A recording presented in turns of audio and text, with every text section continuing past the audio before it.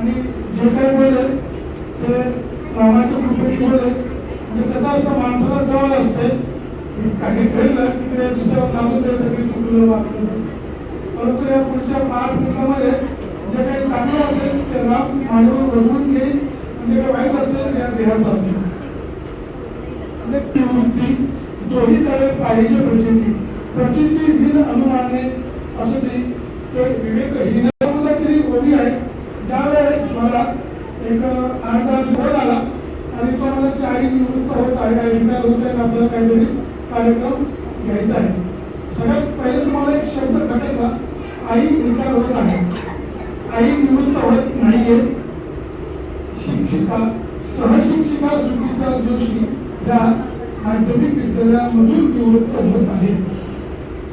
सुचिता जोशी असं व्यक्तिमत्व आहे की ते निवृत्त होऊ शकत नाही.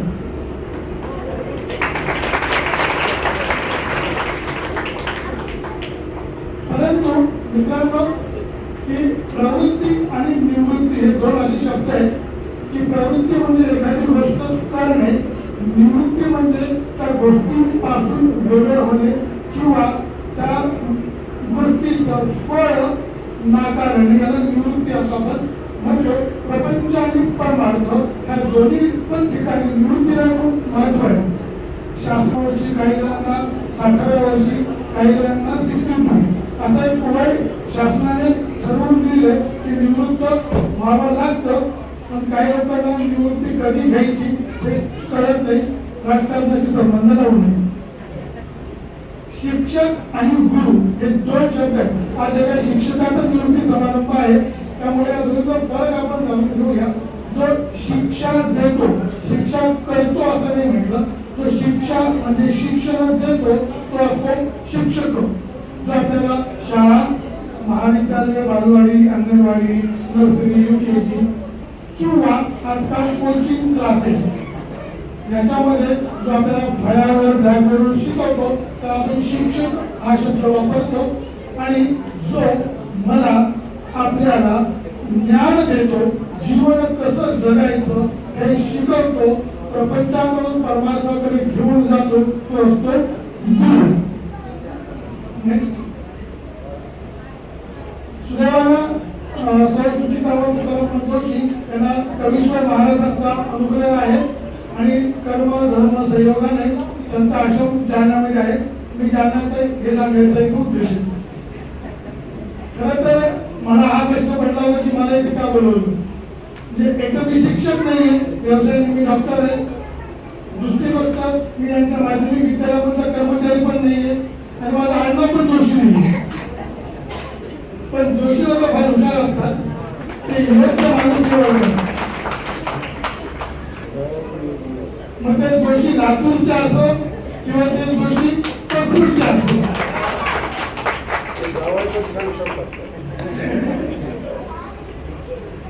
त्यांचं व्यक्तिमत्व असं आहे की दिसे सतळा सारिका, पाहता विवेकी नेतता, तांगी ठिकाणी लोका बरे पाहे श्रीला. दाखवल्याच्या या ओळीप्रमाणे अतिशय साधं सरळ व्यक्तिमत्व. मी आतापर्यंत माझ्या लग्नाला 14 वर्ष आले, त्यांना कधीच वरची साडी घातलेलं पाहिलं नाहीये. कोणी पाहिलं असतं मला फोटो दाखवावा. त्यांना कधीच मी खूप झटकी पंक्ती किंवा खूप हेवी मेकअप केलेला आहे अशा अवतारामध्ये मी त्यांना पाहिलं नाही. अतिशय साधं सरळ व्यक्तिमत्व, असं व्यक्तिमत्व ते तुमच्या आमच्यामध्ये नेहमी असतं. परंतु दिसे सकाळसारखा, परंतु विवेकी नेटका तो सगळ्यांपेक्षा वेगळा दिसून येतो, असं ते व्यक्तिमत्व आहे. नेक्स्ट, लातूरच्या सूर्यकांतराव जोशी आणि लता जोशी यांच्या कुटुंबामध्ये सुचिता यांचा जन्म झाला. 5 भावांचं 5 भावंडांचं कुटुंब, 4 बहिणी, 1 भाऊ, यातली मधली. त्याच्यापेक्षा 2 मोठे आणि 2 लहान. आणि शिक्षक पेशा सूर्यकांतरावांचा दुर्दैवाने काही महिन्यापूर्वी शिक्षक पेशा शिवाय सूर्यकांतरावांचं व्यक्तिमत्व म्हणजे शिक्षण, साहित्य, कला, खूप नाटकं करायचे ते, संस्कृती, समाजकारण अशा विविध लोकांचा घरामध्ये राबता असायचा आणि त्याच्यामधूनच त्यांचं व्यक्तिमत्व घडत गेलं असावं. भाऊ बहीण असं एक कुटुंब गोकुळ म्हणजे लातूरचं जोशी हे नाव घ्यायला अर्धा तास लागतो, एवढं मोठं ते कुटुंब आहे. आणि 10वी पर्यंत शिक्षण त्यांचं झालं लातूरमध्ये आणि त्या काळी 10वी झाली की लगेच लग्न वगैरे करायची प्रथा होती. मला वाटतं तो वेळेला 18 पूर्ण नसावं. कृपया कोणी हा संदेश अधिकाऱ्याला देऊ नये, कारण त्यावेळेस हा कायद्याचा कडकही नसावा. तर त्यांचं लग्न 10वी झालं की लगेच झालं आणि तुकाराम पंत जे पटपूरचे निवासी आहेत, तर तुकाराम पंत आणि सुचिता हे दोघी एक जाण आहेत. लातूरची गाडी पटपूर मार्गे बीडला येऊन थांबली आणि शुभविवाह झाला. दोघी एक जाण, तुकाराम पंत आणि सुचिता दोघी एक जाण, त्यांना आहे भैरवनाथाचा वरदान. भैरवनाथाच्या कृपा आशीर्वादाने सगळं सुरळीत झालं. पहिला सण झाला, पहिलं मूल झालं गणेशजी, नंतर सारंग आणि 2000 साली मित्रांनो 10वी असतात, 10वी झाली की लग्न झालं आणि त्यानंतर 11वी 12वी BA BEd इतकं सगळं शिक्षण लग्नाच्या नंतर प्रपंच करत करत त्यांनी केलं. म्हणजे घर दार, येणारे जाणारे, गावाकडचे, पखरूडचे, लातूरचे, बीडचे, जिल्हा परिषदचे, BRDAचे, काय विचारू नका. बाकी खडीकर ते वेगळेच अजून खडीकरांचं नाव घ्यायचं पण अभिनंदन लागतो. एवढा सगळा गोसावळा सांभाळत मुलीचं शिक्षण करत करत, मुलाचं संगोपन करत करत त्यांनी शिक्षण, स्वतःचं शिक्षण पूर्ण केलं आणि 2000 साली त्या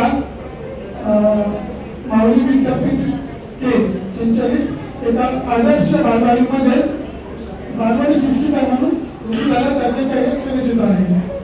2000 साली रुजू झाला, परंतु त्यांचं कर्तृत्व, त्यांचं मातृत्व, त्यांचं दातृत्व, त्यांचा तळमळ, कार्यामधली मग्नता आणि मुलांविषयी असलेला त्यांचा प्रेमभाव आणि शिकवण्याची तळमळ याच्यामुळे त्यांना लवकर बढती मिळाली आणि 2003 साली त्या परमनंट सहशिक्षिका म्हणून त्याच विद्यालयामध्ये जॉईन झाल्या. आधी प्रपंच करावा नाही का, मग घ्यावे परमार्थ विवेका, येथे आळस करू नका विवेकी हो. प्रपंच म्हणजे त्यांचं काही स्वतःचं शिक्षण, व्यवसाय, शाळा, त्यांनी शिक्षिका म्हणून सुरू व्हायच्या आधी काही दिवस शिकवणी सुद्धा घेतल्या. पैशाची चणचण होती म्हणून नाही. तुकाराम पंतांचा पगार चांगला आहे, तर पैशाची चणचण म्हणून स्वतः काहीतरी केलं पाहिजे, स्वतःचं काहीतरी कर्तृत्व पाहिजे म्हणून त्यांनी काही शिकवण्या घेतल्या आणि नंतर नोकरी लागली. हा प्रपंच करत करत कुलधर्म, कुलाचार, सत्यनारायण, ज्येष्ठागौरी, मंगळगौरीला बनवला. सकाळी शाळेमध्ये जायच्या आधी ब्राह्मण बोलून कुलधर्म, कुलाचार, सुवासिक सगळे जेवून घालून बाई स्कूटीवर बसून MIDC मध्ये हजर.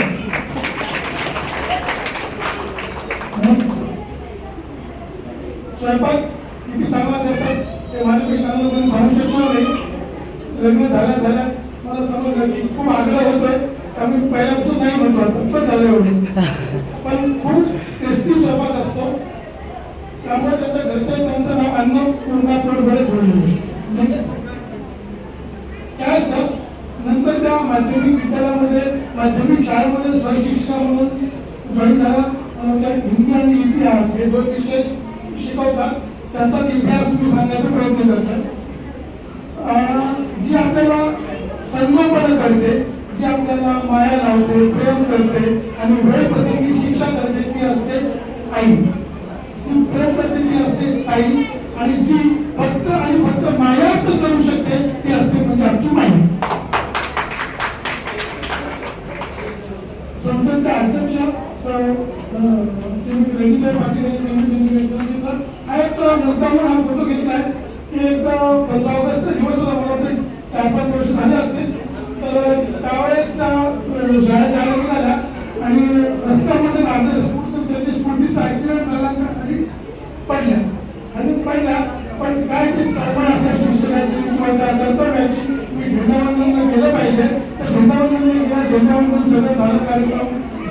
झाला, सगळे शिक्षक मला वाटतं विखुरले गेले आणि त्यांनी उठायचा प्रयत्न केला, उठता आला नाही. त्यामुळे तिचं भरलं आता काहीतरी होतं. त्या इतक्या निवडत होत्या की त्यांनी सारंगा फोन करून बोलवलं आणि संध्याकाळपर्यंत जालन्याला आला तेव्हा तो फोटो आहे त्यांचा. इथला हाड मी असं म्हणणार नाही, त्यांना म्हणलं असं म्हणणार नाही, त्यांना दाट आहे त्यांचं. ते त्यांचं इथला हाड मोडलं होतं. कमीत कमी 6-7 महिने त्यांना लागले पूर्ण जुळून यायला. वर्षभर परत त्यांचं दुखणं सुरूच होतं, पण त्यांनी 6 महिने सुट्टी घेतली नाही. जर का एखाद्याने म्हटलं असतं मला जावं डॉक्टर असं तुम्ही करून टाक तर 6 महिने सर्टिफिकेट दिलं असतं, एमबीबीएस नेहमी कोणताच संस्था त्याला नाही म्हटला नसता. पण त्यांनी एवढी प्रदीर्घ सुट्टी घेतली नव्हती. नेक्स्ट. आता शेवटचे 2 मिनिट आहे की सुशीला जोशी यांचं आयुष्य कसं आहे. प्रत्येकीचं जमलेलं मला वाटतं अराउंड 40% जे आहे ते ह्या फेज मध्ये आहे. आयदर रिटायर झालेले आहेत किंवा रिटायर होणार आहेत. माझ्यासाठी थोडं कमी आहे, माझं वय कमी आहे. तर 12 स्थानावर क्रीडा असतं, तरुण असताना तरुणी असतं, वृद्ध असताना चिंता असतं, परत कळपी नसतं.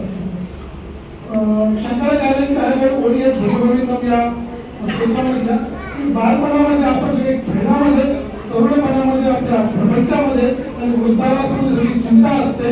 मात्र रिटायर झाल्यावर करायचं काय? एक बिग क्वेश्चन मार्क. आपण आता वास्तविकाच्या उत्तरांमध्ये आहोत.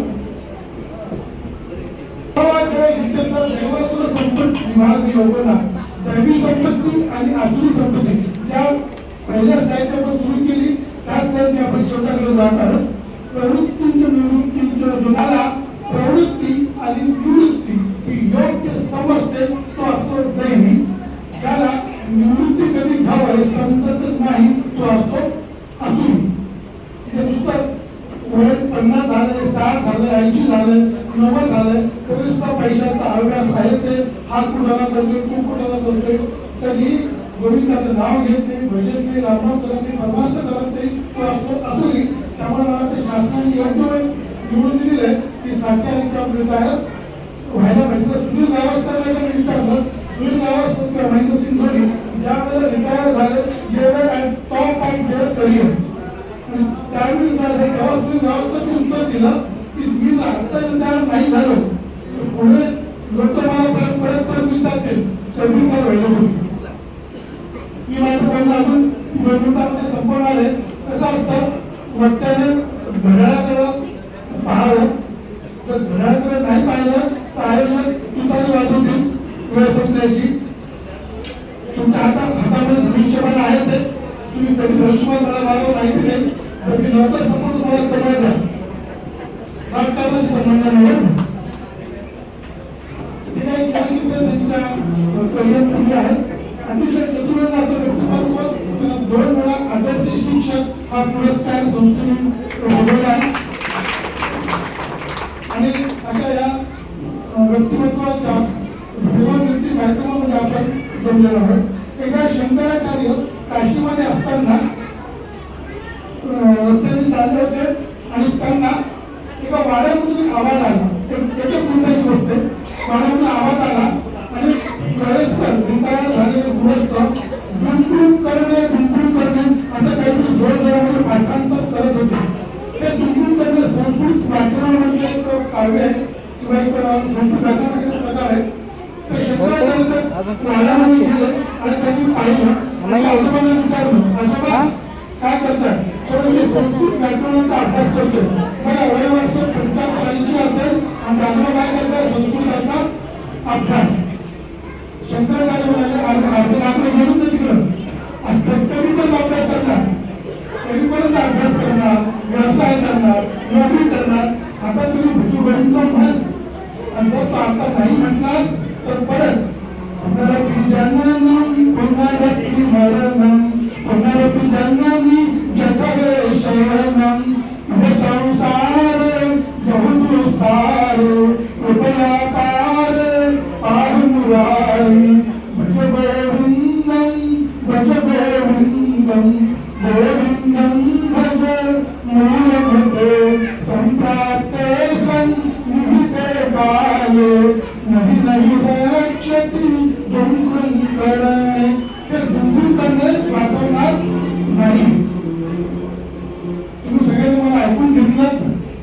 माझ्या आधी कोकिळा गायली, माझी बायकोचं नाव कोकिळासारखं आहे. त्यानंतर या कळवा तुम्ही ऐकलं त्याबद्दल धन्यवाद.